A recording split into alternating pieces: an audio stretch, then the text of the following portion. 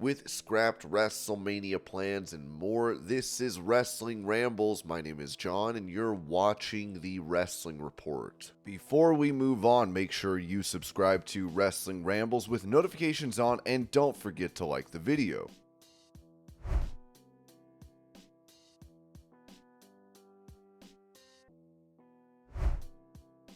Revealing an interesting detail regarding the neck brace he has worn in AEW, Roderick Strong told Alicia Atout, "The funny thing too, as much as I wore it, it still doesn't stink. That's what I find funny every single time. It smells like roses." Atout says, "You'd think it would smell horrible. Yeah, and especially because I wore it after I wrestled, just sweaty neck juice in there, but no, I guess I got lucky. It's disgusting also."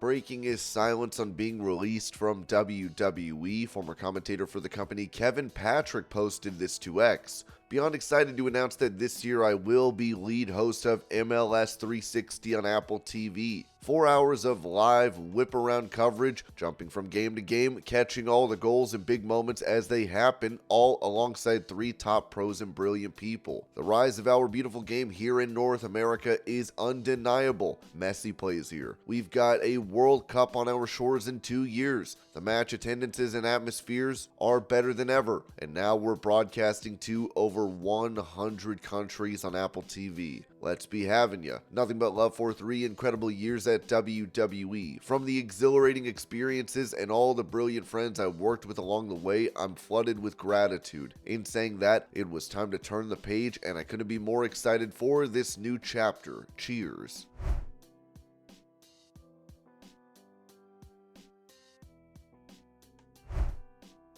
Addressing allegations that her hair whip to opponents is fake, Bianca Belair said this to DS of Ring the Bell. "No, I see that sometimes people think that they add noise to it. No, they don't. It leaves a scar. People thought like, is that makeup? No, it's real. What are y'all talking about?"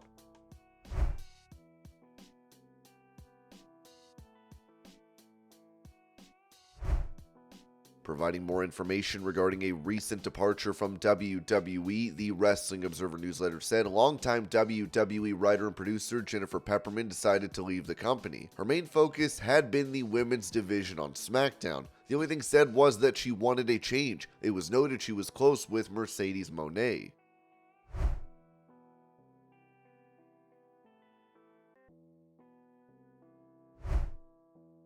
After the 200th episode of Dynamite, a graphic was displayed thanking AEW president Tony Khan, as Marvin Movie Monster called this out on X, writing, "Tony Khan putting up a thank you Tony Khan graphic is the billionaire equivalent of Michael Scott buying himself the world's greatest boss mug. When WWE hits milestones, they thank the fans. When Tony hits milestones, he thanks himself." Khan responded, writing, "It was a surprise from the crew after the live 200th episode of Dynamite. It was a nice moment and unexpected. I appreciated it very much."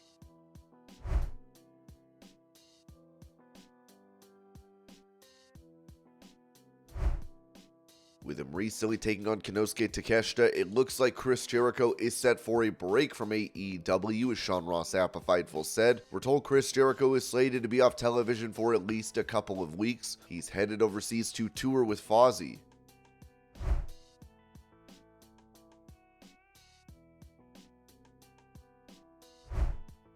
During an NXT taping, Shotzi ended up suffering an injury when attempting her apron DDT, as Sean Ross Sapp of Fightful said. "While we have not been able to confirm the explicit nature of Shotzi's knee injury, one source told Fightful that she will be out for a significant amount of time."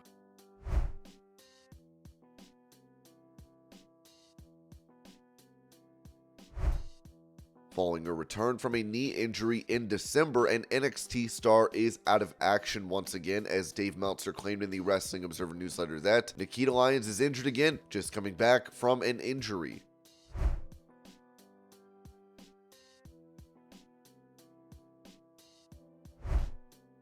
with former WWE star Amari Miller previously posting on social media that she wanted to be the second African women's champion on NXT. She claimed she did not include Mercedes Mone due to her being German and African, as she said this about it to Steve Fall of Wrestling News. "It did suck and it was very hurtful. There are some people that are still mean about it, and there's some people that have, surpassed it, and it's like, this is in the past. It is what it is. But those are also the same people that are going to be in your face like, oh my gosh, can I have an autograph? Or I sent you fan mail and I did this." So that's another thing. You put your life publicly. We've all done something. There's so many wrestlers and so many famous people before that have said something that went the wrong way, and it happens. You just got to kind of move forward and be like, okay, are the people that matter mad? No. Okay. Did you say you're sorry? Like, if you honestly mean to say you're sorry? Yes. Are you grateful for where you're at? Okay, get off social media. Let's just let this fizzle out and then go on with the next step and ignore them. I've learned that, I'm not a huge person on blocking people. I don't like it. It's a waste of time.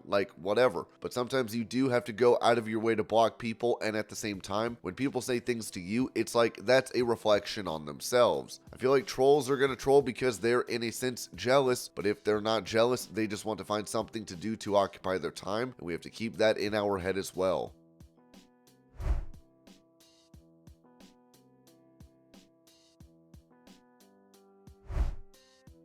When it comes to what has gone on backstage in regards to The Rock being involved in WrestleMania 40 plans, it was said in the Wrestling Observer newsletter that there is said to be far more behind the scenes that hasn't come out, but given the timing, can't be talked about now. But Johnson over the weekend said it was best to be out of the Reigns match, put Cody in, which by this point everyone conceded by then. It was Johnson who then pitched the heel turn, and he did pitch the idea of the Reigns and Rock versus Rhodes and Rollins match for night one. So that was his idea, if that is how it turns out.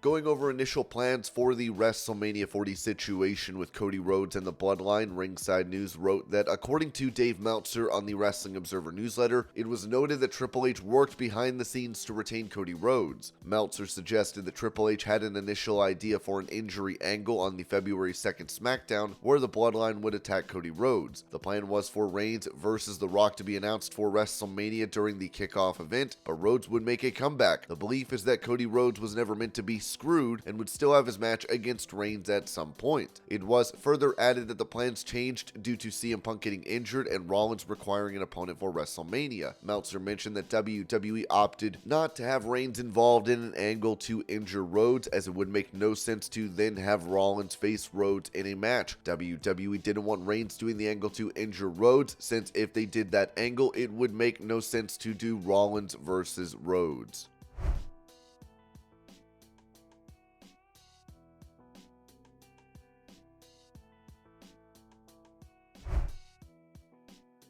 Revealing how it has been training at the WWE Performance Center, former AEW TBS champion Jade Cargill told Denise Salcedo, "It's been great. I'd learned the differences and moves that I can do and can't do, the small difference in the aprons, difference in the ropes, and things of that sort. It wasn't that much of a change. Right now, I'm just working on redefining who I am. They don't want me to change anything about me. They believe if it's not broke, don't fix it. They want me to be the best that I can be, so they want me to be myself. What you see, what I'm doing with these promos, everything I'm doing, it's me. It's literally just me, and they want me to just be me and go out there. The coaches are so amazing. They want to see me do well. They want to see me excel. They'll put me to the side if they see something that is something I need to work on and critique. No issues at all."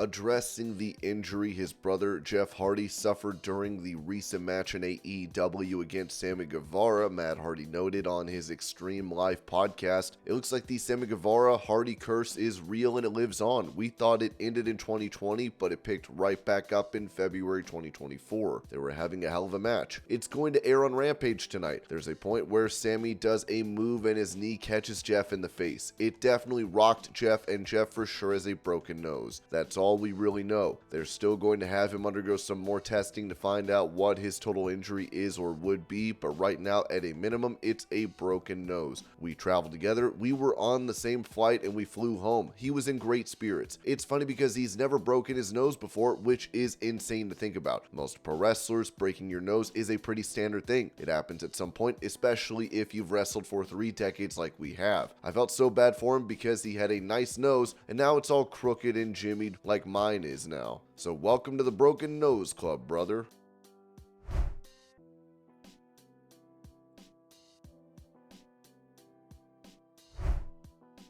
Taking credit for Cody Rhodes choosing to challenge Roman Reigns at WrestleMania 40, Drew McIntyre recalled his and Cody's interaction from Monday Night Raw, saying this to the West Sport. What I tried to say on Monday it was, I tell the truth all the time. I've not lied once. You'd get selfish Seth, who was trying to get Cody to fight him and nobody wanted that match. Selfish Cody promised he'd finish the story, made a video game about it, wouldn't stop saying it for 2 years and went, you know what? Maybe I'll fight Seth. And I'm like, you idiot, that's not the plan. You promised everybody this, and I was the people's executioner. I beat him up, then he made the right choice. All I've ever done is tell the truth. All I've ever done is did what needed to be done. Like smash people that are bad, even if you don't see it on screen and they got a big smile on the screen. Backstage, I know who's bad backstage. I am the people's executioner. I do what's right for the people.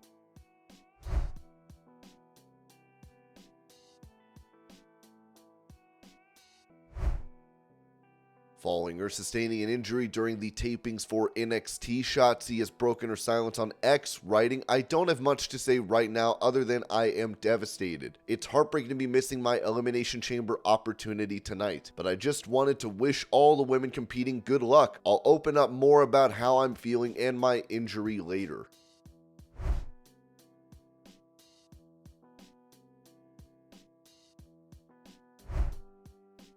Touching on the deal between AEW and CMLL, Dave Meltzer said in the Wrestling Observer newsletter, as noted before, the deal with CMLL is that on any television show that their talent appears on, no other Mexican wrestlers can appear. It doesn't matter if they work for AAA or not, or did in the past, it's no other Mexican wrestlers can appear. Some of the prior Mexican talent is mad that Tony Khan agreed to those terms, noting that AAA never made a demand like that for AEW to not feature CMLL talent, even though they were warring in Mexico. We do know at the start that Tony Khan's vision was to work with everyone, and in the early days, CMLL didn't allow its talent to go there because they were working with AAA, and New Japan didn't work with them under Harold Meij. It was noted that Penta and Phoenix were in AEW from day one in particular, and the feeling it's disrespectful to them that there would be shows, including perhaps multiple pay-per-views this year, including any pay-per-view anyone from CMLL is booked on, that they couldn't even be allowed on the show. Previously, it was just Forbidden Door. There was an incident with Penta coming off the Jericho cruise where he stayed for Dynamite as he was under the belief he was booked on and was there, only to find out that he couldn't appear on the show because they had booked CMLL guys for both Dynamite and Rampage.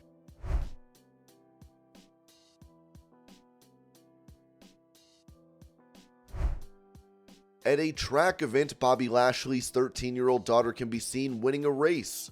Oh, there she goes. There she goes. Get it, Nate. Get it, Nate.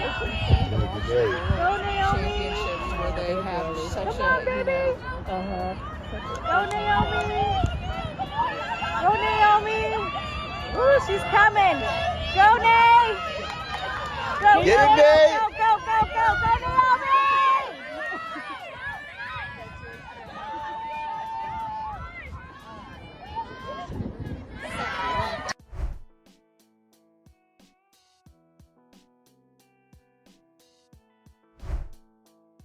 Celebrating 1 year of sobriety, AEW star Mike Santana posted this to X. A year ago today was the day I hit my rock bottom. The day that I realized it was time to turn around and face those demons that I've ran from for years. The day that I made the decision to change, or I was going to lose my life, my family, my career, and everything I worked so hard to build. It was the day that I decided to finally take care of myself after years of just taking care of others. I checked myself into rehab, and I can tell you here and now that it was truly the greatest and hardest decision I've ever made in my life. I learned more about myself in those 30 days than in my lifetime. I learned to finally let go of the pain and trauma I carried around for so long. It taught me to genuinely love myself, to live and not just exist, along with so many other great things. I also say that my injury was God's greatest gift to me, because that time is what gave me and made me who I am today. I can go on and on about my sobriety journey because it's been exactly that, and maybe one day I'll open up more about it, but I just want to take the time to appreciate this accomplishment. I actually struggled a bit with sharing this with the world, as it was something I dealt with in private and away from everyone. But if I can help give strength and hope to someone else with my story and journey, then so be it. We're taught that what helps us is giving away the gift that was so freely given to us. So that's what I'll do whenever I can. I want to say thank you to God and my Father for continuing to guide me, my amazing family for sticking by me and always seeing the light that I carried inside, even through all the darkness, and all those who offered their support during those dark times. Much love to you all. Hashtag a day at a time, hashtag recovery, hashtag thankful.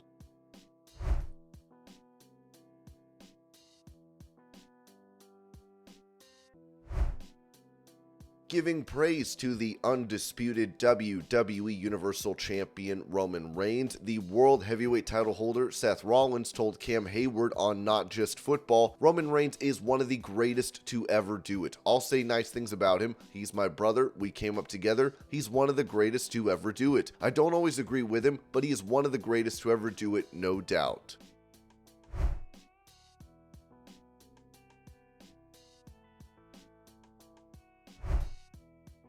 Speaking about how he handles his ventures outside of AEW, such as the ones in the NFL and the Premier League, Tony Khan told Payne and Pendergast, "Every day's different. You're working in the different sports. You have to devote your attention differently throughout the season, but really there's no off-season in wrestling. Wrestling's year-round, and there is off-seasons to some extent in the NFL and the Premier League, but that's also scouting time. That's valuable player personnel time, of course, particularly in my role at Fulham as the sporting director. There's really no time off in anything we do, and I just love working in football and wrestling. It's great."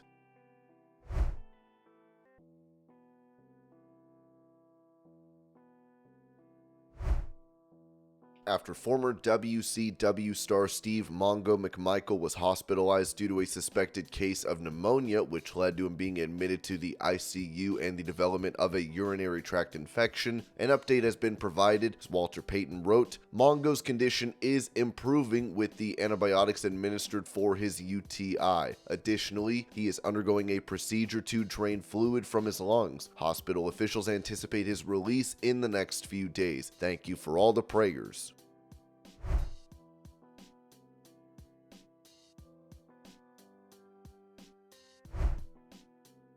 Going over a return to AEW for a former champion, Dave Meltzer noted in the Wrestling Observer newsletter that Britt Baker looked in great shape at the Super Bowl game, and it was said that she's been training very hard for her return. Britt wasn't believed to have been cleared yet, but the indications were that it shouldn't be that long.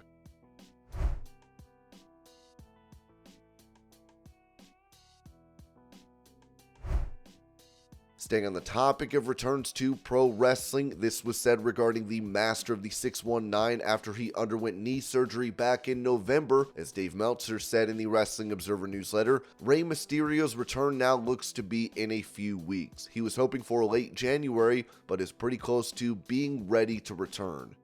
And this was your pro wrestling news update. I hope you're all having a great day. Thank you so much for watching, and I will see y'all later.